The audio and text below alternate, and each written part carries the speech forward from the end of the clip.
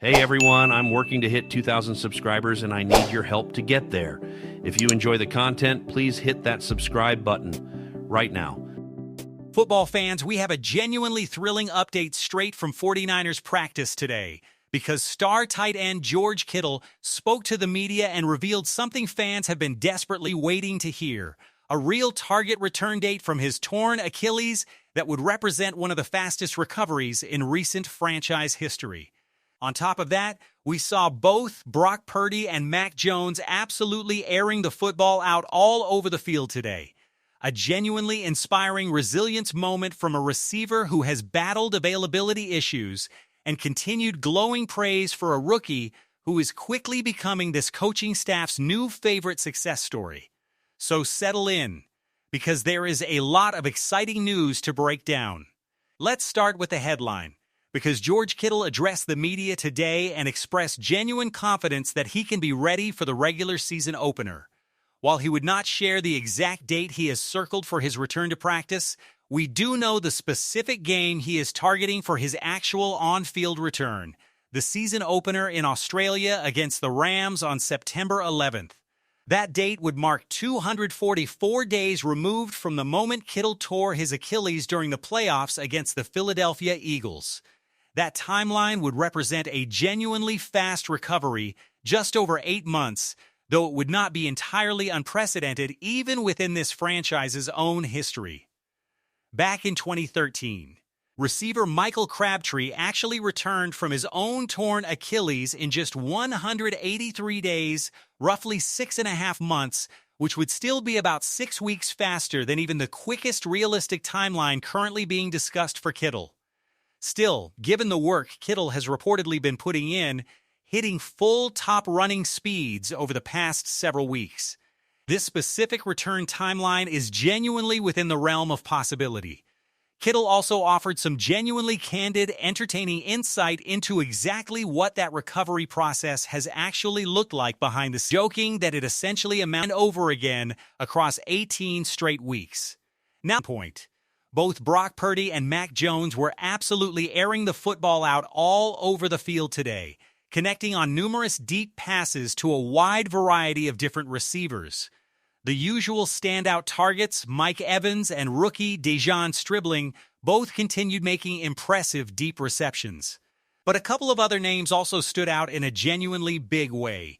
Veteran gunner and special teams standout Malik Turner hauled in a couple of impressive deep receptions of his own, including one where he physically outmuscled star nickel cornerback Upton Stout for the football. And then there was Jacob Cowing, who delivered what genuinely felt like a statement performance during this specific practice. That statement from Cowing carries real significance given the context surrounding his training camp so far. He had already missed a stretch of this camp dealing with a hip flexor injury and had not been especially productive throughout the portions of camp he had actually participated in. A disappointing continuation given how genuinely productive he had looked earlier this offseason during organized team activities. During today's session specifically, there was a genuinely scary moment on a deep corner route when Cowing collided with a safety going up for the football, resulting in an incomplete pass and Cowing going down, remaining on the ground for a couple of minutes before eventually getting up while visibly limping. It genuinely looked like his day was over, and given his well-documented recent availability struggles, it felt like yet another unfortunate setback in the making. But Cowing ended up returning to practice, and not only did he return, he proceeded to make what might genuinely be the single best catch witnessed from him throughout his entire 49ers career. On a beautifully thrown 40-yard deep pass from Purdy over the middle of the field, Cowing had already beaten the deep safety coverage, but still needed to fully extend and climb the ladder to properly high point and secure that difficult catch, which he executed excellently. That specific play felt like a genuine statement of resilience from Cowing, and given his ongoing availability concerns throughout his career so far, it represented exactly the kind of necessary bounce-back moment he needed. He may currently be the frontrunner in this team's ongoing punt return competition as well, a battle that also involves receiver Jordan Watkins, who was excellent at the actual receiver position during this team's recent preseason opener, but unfortunately muffed a punt return attempt during this same practice and was visibly frustrated with himself afterward. Ideally, this coaching staff would love for Watkins to simply win both his positional battle at receiver and the punt return job outright, but ensuring the best possible option is deployed at that specific specialist role remains the priority, and today's performance from Cowing may have gone a long way toward answering some lingering questions about his overall reliability and availability. Now, speaking of players who have been remarkably reliable this camp, let's circle back to Dejon Stribbling because George Kittle offered some genuinely glowing, insightful praise about the rookie's overall approach and mindset. Kittle specifically highlighted Stribbling's complete lack of ego, describing how head coach Kyle Shanahan will openly build players up in front of the entire team while also directly pointing out specific mistakes or areas needing improvement, and that Stribbling has consistently taken that kind of direct, public coaching in stride without ever appearing sensitive or defensive about it. According to Kittle, Stribbling simply views that kind of pointed feedback as a genuine opportunity to improve, exactly the correct mindset a young player needs to properly develop, and Kittle praised his consistent daily work ethic as well. The broader coaching staff has similarly praised Stribbling, though notably with a bit more measured tempering mixed into their evaluations compared to some of the more effusive outside praise he has received. Offensive coordinator Clay Kubiak specifically noted that while there is plenty to like about Stribbling's game, particularly his strength with the football in his hands and his reliable catching ability, there remain specific technical areas still needing refinement, including his overall route running precision and attention to detail with proper formation alignment. Kubiak emphasized that those specific areas will continue improving with more repetitions and game experience, but made clear he was generally pleased with the rookie's overall performance and progression so far. That specific assessment closely echoed similar comments previously made by Shanahan himself, generally positive overall, while still pointing out specific, coachable areas for continued growth.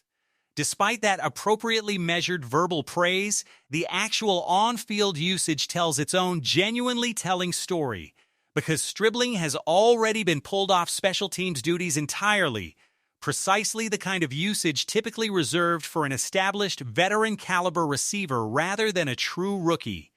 That specific decision speaks volumes about exactly how highly this coaching staff already views his overall standing on this roster. There was also some genuinely encouraging injury news to share from today's session. Defensive end Keion White, who has been out with an adductor injury, began hitting the practice sled today as part of his continued rehabilitation, and by all accounts, he appeared to be working with genuine intensity, suggesting his return to full practice participation may not be too far away.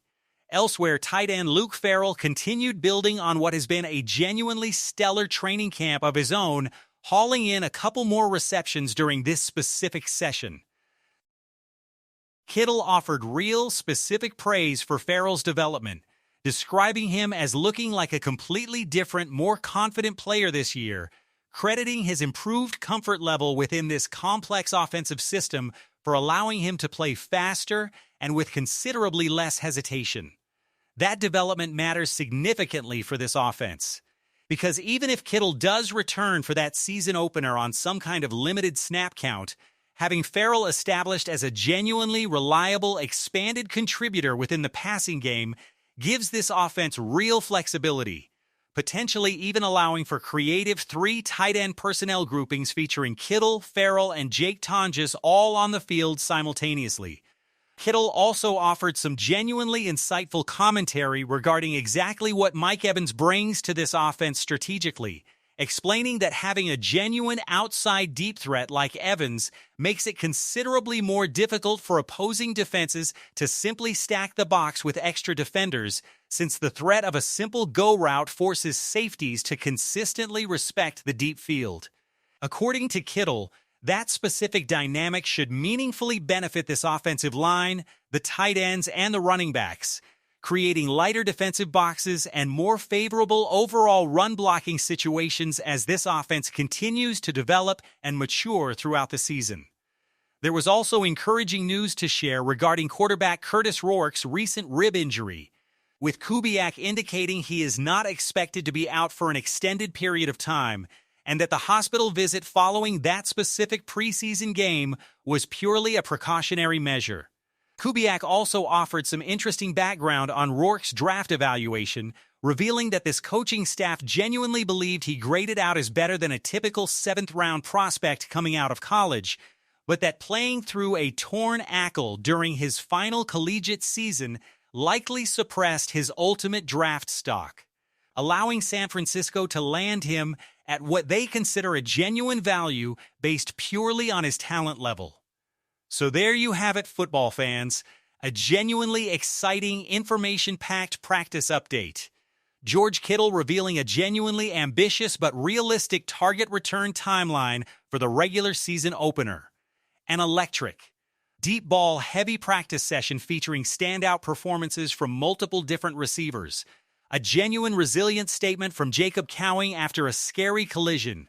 And continued glowing praise for Dejon Stribbling's mindset and overall development from one of this locker room's most respected veteran voices.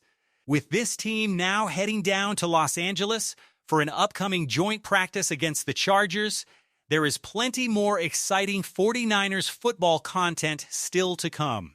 So now it is your turn, and we genuinely want to hear what you think about everything covered in this update.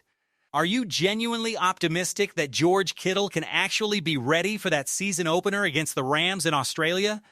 How impressed were you watching Jacob Cowing bounce back from that scary collision with an incredible touchdown-worthy catch? And do you believe Dejon Stribbling's mindset and approach will translate into him becoming a true foundational piece of this offense long-term? Drop your thoughts and predictions down in the comments section below because we absolutely love hearing what all of you think. If this update got you genuinely excited about everything happening across this 49ers roster, do us a favor and smash that like button. It genuinely helps this channel reach even more passionate fans just like yourself. And if you have not already subscribed, now is the perfect time because we are going to be right here bringing you every single practice update and every bit of behind-the-scenes coverage all the way through this incredibly compelling season. Thanks so much for watching, and we will catch you in the very next update.